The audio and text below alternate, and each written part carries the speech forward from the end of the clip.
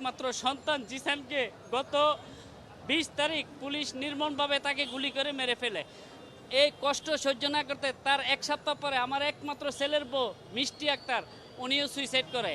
এই দেশের কাছে আমার শুধু আমার ঘরে আজ পর্যন্ত খোঁজখবর নেওয়ার জন্য শুধু মিডিয়া বাইরে গেছে, আর কেউ জানে যমুনা টিভি, সময় সংবাদ, অনেক মিডিয়া ভাই আমার কাছে গেছে, আমার অনেকভাবে তারা সান্ত্বনা দিছে, আমার খোঁজখবর নিছে, কিন্তু আজ পর্যন্ত আমার বাসায় আমার পাশে তাজুল ইসলাম সাহেব উনি আমাকে আমার এই কষ্টের কথা শুনে উনি শুধু আজকে আমার পাশে আছে, আমার পাশে কেউ নাই। তা আমি এই যাদেরকে মামলা রাখছি আমার এলাকার কিছু চিহ্নিত আওয়ামী লীগ, ওলামা লীগ, যুবলীগ আছে, তাদেরকেও আমি মামলাটা দিচ্ছি। এর জন্য সুস্থ বিচার, আমি একজন প্রবাসী হিসাবে, রেমিটেড যুদ্ধ হিসাবে, আমি একমাত্র ছেলের বাবা হিসাবে, আমার একটাই সন্তান, আমি যেন তাদের ন্যায্য বিচারটা আপনাদের সবার কাছে আমি সহযোগিতা কামনা করছি। তাদের জন্য ন্যায্য বিচারে বাংলাতে খুনি হাসিনার যেন ফাঁসি হয়। আরও যারা মূল আসামি আছে, এলজেডি মন্ত্রী তার শালা মহব্বত, খুনি হাসিনার পুত্র, স্বরাষ্ট্রমন্ত্রী, আইনমন্ত্রী, যারা যারা এই মামলার সাথে জড়িত আছে, আমার এলাকার ওলামা লীগ, এমনকি এলাকার আরও কিছু চিহ্নিত আওয়ামী লীগ সন্ত্রাসী আছে, আমার ছেলের লাশ মারি দিতে দেয় আমার গ্রামের বাড়িতে, তাদেরকে আইনের আওতায় আনে আপনাদের মাধ্যমে যেন আমি সুস্থ বিচার পাই, এই দোয়া এই কামনা আপনাদের কাছে আমি করতেছি, আমি সাধারণ একজন প্রবাসী হিসেবে। এই ছাত্র জনতার যে গণ অভ্যুত্থান চলছিল সেই সময় 20শে জুলাই জিসান নামে একজন যুবককে আওয়ামী লীগ, যুবলীগ এবং পুলিশ, বিজিবি সহ তারা নির্বিচার গুলি করে তাকে হত্যা করে। জিসানের ঠিক কপালে গুলি করে সেই গুলিটি তার পেছন দিয়ে বের হয়ে যায়। ঘটনাস্থলে সে শাহাদাত বরণ করে 20শে জুলাই। তার বাবা একজন প্রবাসী, তার একমাত্র পুত্র ছিল জিসান।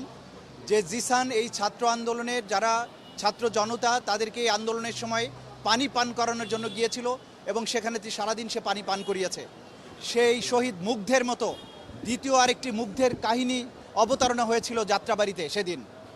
তাকে তাৎক্ষণিকভাবে আন্দোলনকারীরা এবং তার স্বজনেরা চেষ্টা করেছিলেন সেখান থেকে রেস্কিউ করতে। অনেক কষ্টে তাকে রেস্কিউ করে স্থানীয় হসপিটালে নিয়ে যাওয়ার পরে তাকে মৃত ঘোষণা করা হয়। সবচাইতে দুঃখের বিষয় হচ্ছে জিসান শাহাদাত বরণ করার পরে 9 দিনের মাথায় তার স্ত্রী এই শোক সহ্য করতে না পেরে 29শে জুলাই আত্মহত্যা করে।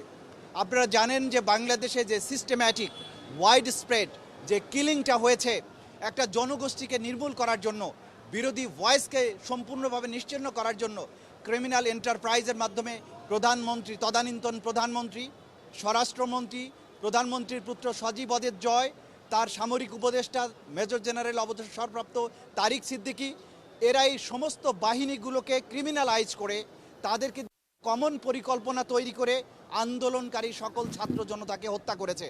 তাদের সুপিরিয়র রেসপন্সিবিলিটি, কমান্ড রেসপন্সিবিলিটি রয়েছে। আপনারা জানেন যে তারা সাংবাদিক সম্মেলন করে ঘোষণা দিয়েছিল যে আন্দোলনকারীদের দেখামাত্র গুলি করে হত্যা করা হবে।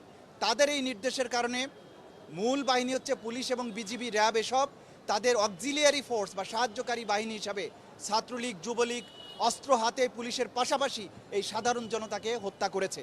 এই হত্যাকাণ্ডের দায়ে শেখ হাসিনা, তার পুত্র জয়, স্বরাষ্ট্রমন্ত্রী কামাল, তারেক সিদ্দিকী সহ 27 জন এজাহার নামীয় এবং 500 জন অজ্ঞাতনামা ছাত্রলীগ, যুবলীগ নেতাকর্মীদের বিরুদ্ধে আমরা এখানে মামলা করেছি। নিহতের পিতা বাদী হয়ে মামলা করেছেন। কোর্ট এটা শুনেছেন আজকে। শুনানি অন্তে যাত্রাবাড়ি থানাকে এই মামলাটি এজাহার হিসেবে গণ্য করে প্রয়োজনীয় ব্যবস্থা গ্রহণের নির্দেশ প্রদান করেছেন।